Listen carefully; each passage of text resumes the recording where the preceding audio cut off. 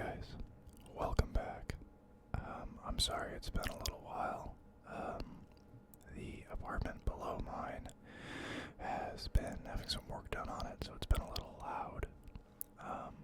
But we're back. And today we are going to start talking about Warriors of Chaos. And once we finish these guys up, we will be done with chaos in the Warhammer world. The Rise of Chaos. Know ye now that the time of mortals has come to an end. In the north stirs a power unlike any other. The hand of chaos has cast a vast, impenetrable shadow upon the world, and it cannot be banished or defeated. The puny princes and lords of the world will gather their pitiful armies, but it will avail them not. The warriors of chaos will fall upon them and crush them utterly. The moment of dark glory fast approaches, and there is nothing you can do save kneel before the chaos gods while there is still time. But be quick, for time itself drains away, and the stars fade from the sky. The bitter spawn of night crawl from the darkness to possess the world, and with their final triumph, all life will descend into a seething mass of lost and screaming souls. Fools take refuge in faith or madness, for no other hiding place remains. Mortals despair. The reign of chaos has begun. The coming of chaos. The onset of chaos lies in the distant past, in an age when the world was young and the creatures that inhabited it lived in harmony. It was during this time that the world was visited by an ancient and almighty star-faring race known only as the Old Ones. None can say for sure why the Old Ones came, but their arrival was to change the world forever. The Old Ones traveled the stars by means of interdimensional gateways, spanning incredible distances in the blink of an eye. One of these gateways was placed at each of the opposing poles of the world, millennia before the dawn of man. Behind these portals lay a realm of pure flux, an unimaginably vast alternate dimension that connects all points in the universe. Though this other world had no substance, it is not an empty void, for it is inhabited by entities of cosmic power. It is a realm of pure energy, where creatures can be called into being by thought alone. This parallel dimension acts as a dark mirror to the hopes, dreams, and emotions of the beings who dwell within the material realm. The strongest of these emotions coalesce and take shape, growing in size until they become roiling seas of passion that attain a sentience of their own. These are the gods of chaos, beings of immense power that fuel the struggles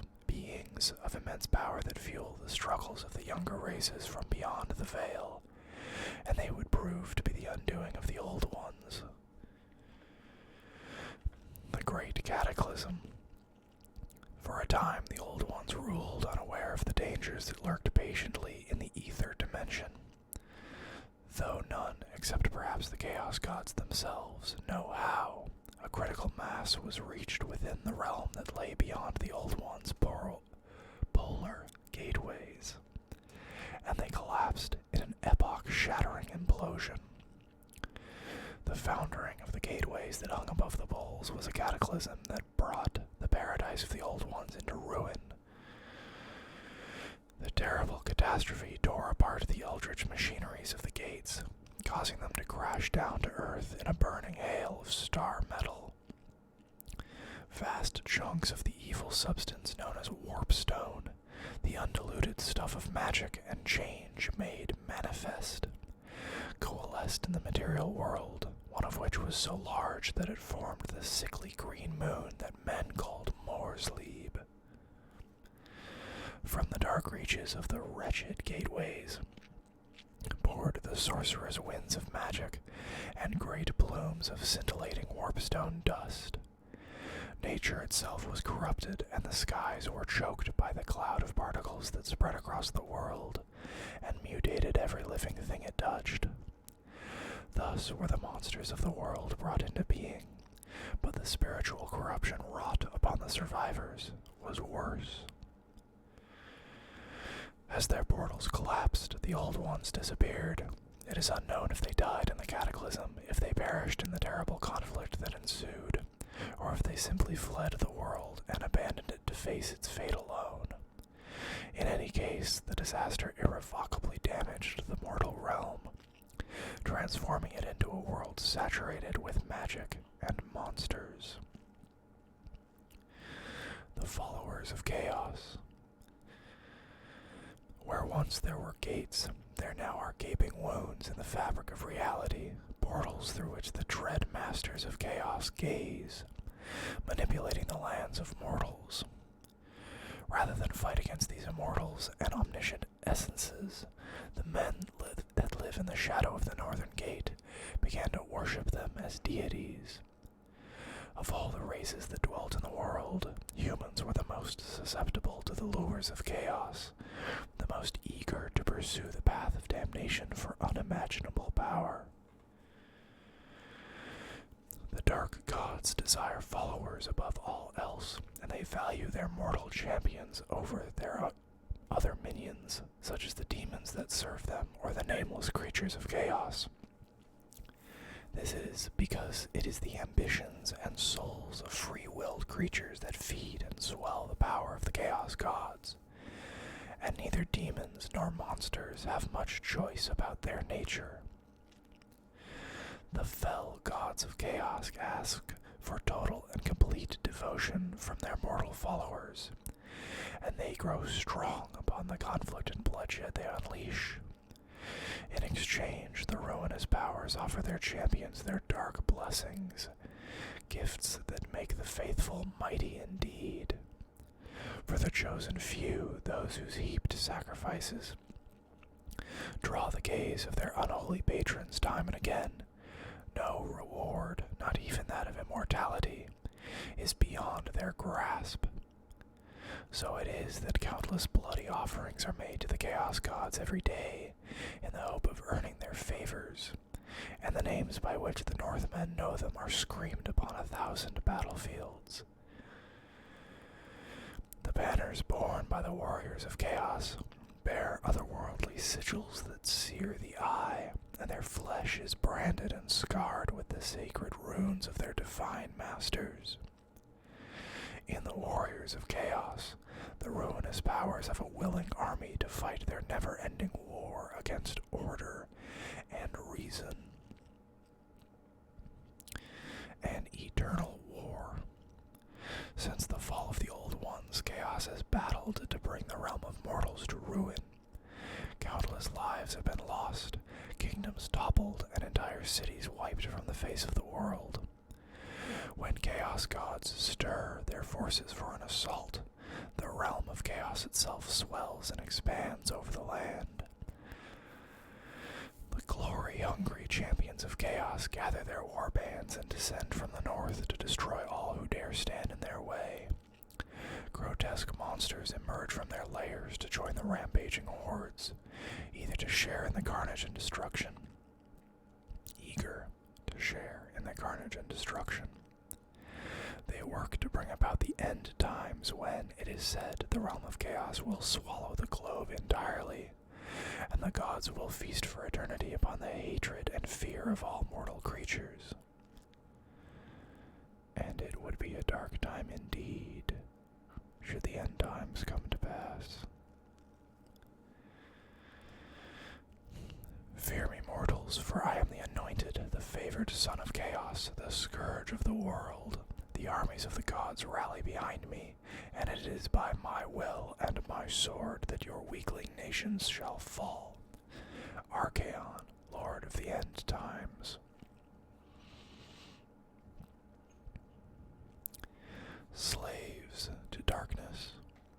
I'd like to point out, before we go any further, that so far this entire book has been core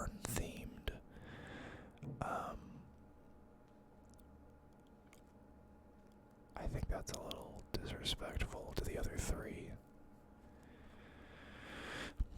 Anyways, slaves to darkness. The men who dwell in the Northlands are barbarous and savage compared to those who live in the settled lands to the south. Though more physically powerful, they are not unlike other men in appearance, yet in other respects they are a race apart, worshipping outlandish gods and living lives that are altogether harsher and more primitive.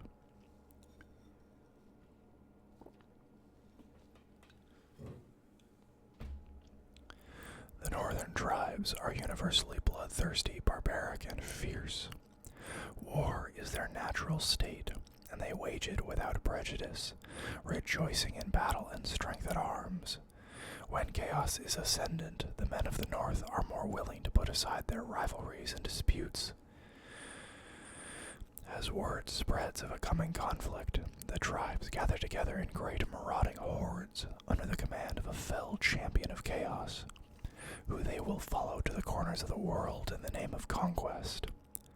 To the Northmen there is no greater honor than to fight and perish in the armies of chaos under the gaze of the gods.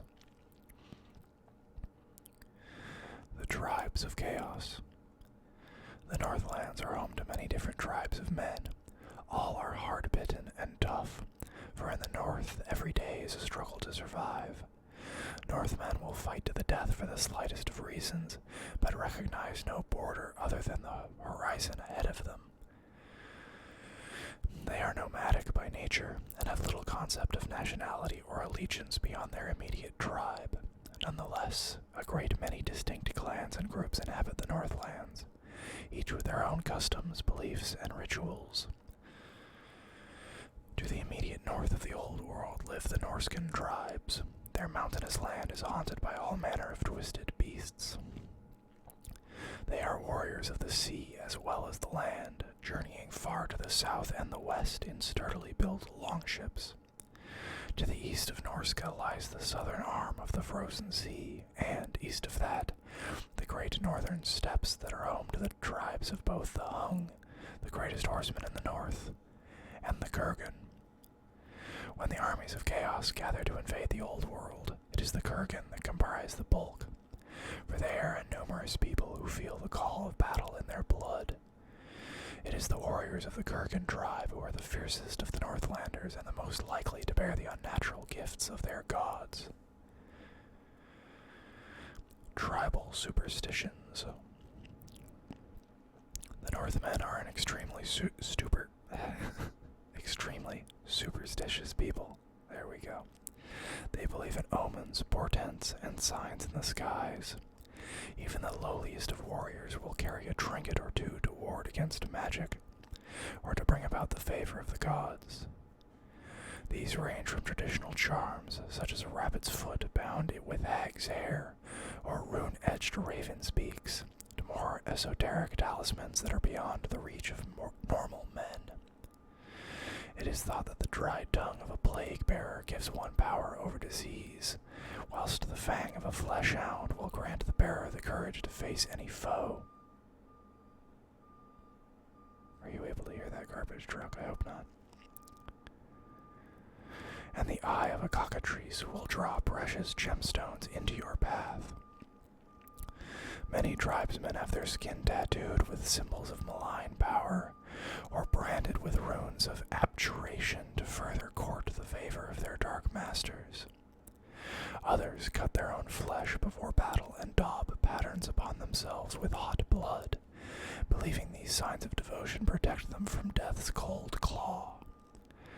Whether these protective measures work or not is immaterial, for the Northmen believe in them as surely as the sun rises. Because of the omnipresence of the dark gods in the north, the men who carve out their existence there are devout worshippers of chaos indeed, offering up the deaths of those they slay on the battlefield with each passing day. Mutation is commonplace in the Northlands, but unlike the lands of the Empire in the south, where such disfigurement is abhorred, the people in the far north see it as a mark of divine favor.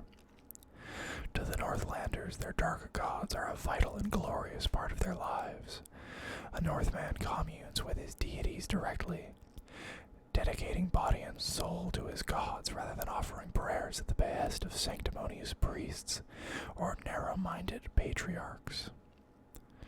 It is the ambition of every Northman to become a mighty warrior, and ultimately to face the judgment of the gods by traveling to the far north itself.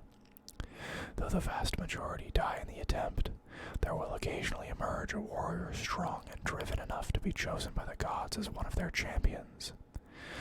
These exalted warriors have the highest status among the lesser mortals of their tribe, who follow the champion of chaos to war with fanatic devotion. The path to glory.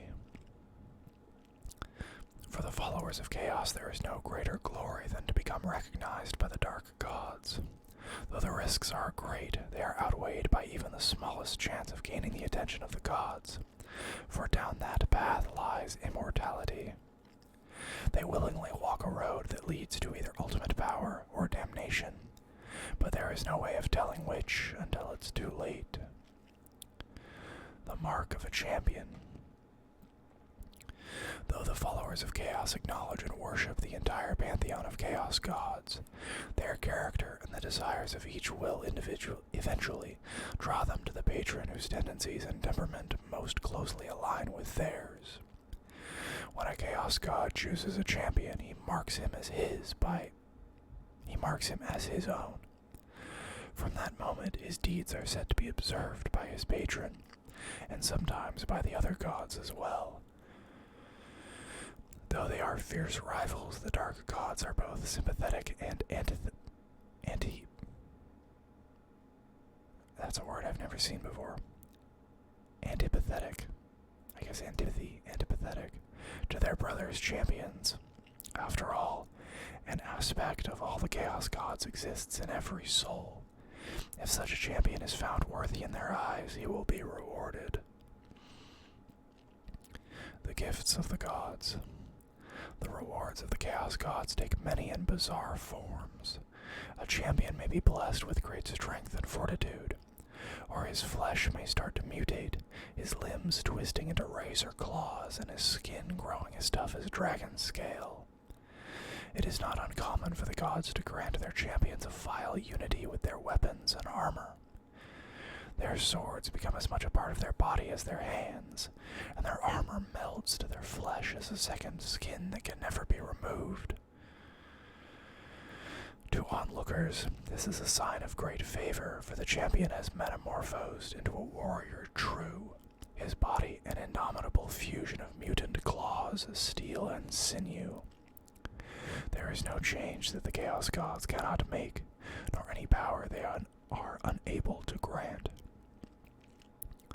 The ultimate reward that a champion of chaos can receive is to be made immortal, to become a demon prince whose body swells with arcane energies, and whose desires can be indulged within the realm of chaos for all eternity. For the less fortunate aspirant, the final reward for selling his soul is an unmarked grave upon some corpse-strewn battlefield, his cadaver pecked clean by the crows. Yet a grisly death is not the worst fate that one who has trod the path of chaos can suffer, for the dark gods are inhuman and whimsical, and they make no distinction between a beneficial or disadvantageous gift. Even the most vaunted Chaos Lord can find himself disfigured in an instant, his body racked by a multitude of debilitating mutations. Should the gods continue to pile on their dubious gifts, the recipient will devolve into a mindless, hideous creature known as Chaos Spawn. Though a god may turn his champion into a spawn if they have displeased him in some way, he is just as likely to do so simply as a result of inadvertently heaping one too many mutation upon another. Though their forms are repulsive, these gibbering once-men are revered by the followers of chaos, for they believe that it is better to know the briefest and most vile of existences at the behest of the gods than to grow old without drawing their notice. The quest for power. Chaos champions are forever searching for more power, and with it, the chance to attract the eye of the gods. They roam the realm of chaos and beyond to seek out artifacts and monsters to bind to their will. These champions are constantly hunting out rivals, and great duels are fought, with the victor often claiming the slain warrior's followers as his own. As the champion's infamy and power grows, others flock to his banner, seeing in him an individual who can lead them to ever greater glories, and the chance to earn glory for themselves. Just as the weak-willed tribesmen of the North are drawn to the champions of chaos, they in turn are lured to the sides of the greatest chaos lords. In this way, the warbands of chaos grow ever larger until they are consumed in the fires of war, or internal conflict tears them asunder. Just like the dark gods themselves, the mortal followers of chaos are driven to war amongst themselves. However, they are able to set aside their differences to unite with or manipulate the warriors of other gods if it furthers their own ambitions and fight against the world. To this end, there is no pact that cannot be forged. A champion of Khorne will seek a bargain with Tzeentch's sorcerers, if it will ensure the blood of his enemies flows. The natural enmity and selfishness of the champions of chaos means that such alliances are fragile, though, and can be unmade in the blink of an eye, mortals and gods turning on each other without warning. And we are going to stop there, because we are entering an entirely different segment. I hope you guys enjoyed this video. Hopefully, we won't have another week and a half long break like that. And I will see you guys next time.